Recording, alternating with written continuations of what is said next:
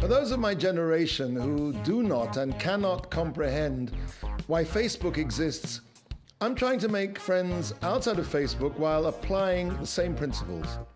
Therefore, every day I walk down the street and I tell passers-by what I've eaten, how I feel at that present moment, what I've done the night before, what I'll do later and with whom.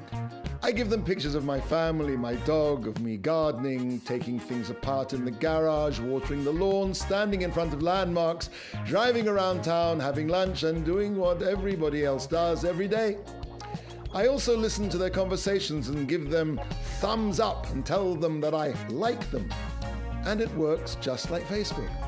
I already have 4 people following me: 2 police officers, a private investigator, and a psychiatrist.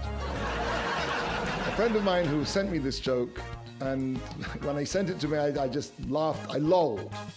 Pretty cool, huh? Lolled.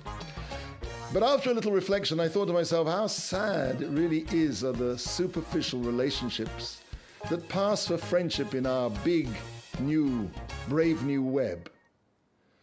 Being a Jew means having the ultimate friend.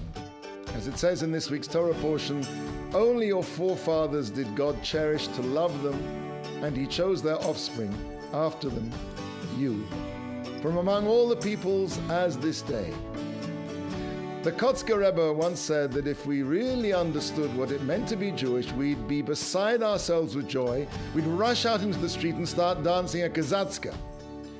When we don't have a real relationship with God, but rather we just friend him, we dial in a few platitudes in prayer, but it doesn't just stop with our relationship with God. Our relationships with our fellow men, our fellow mortals, will also become brittle, superficial, and manipulative.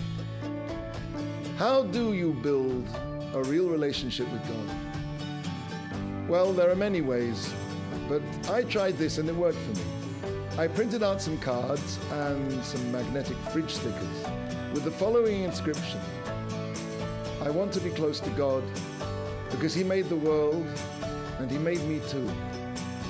And he wants to be close to me. And so I want to be close to him too. Now I know this sounds trite, but I said this aloud once or twice a day, and it works.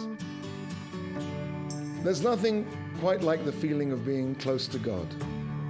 As the Chazon Ish once wrote, there is no sadness in the world for someone who knows the light of truth.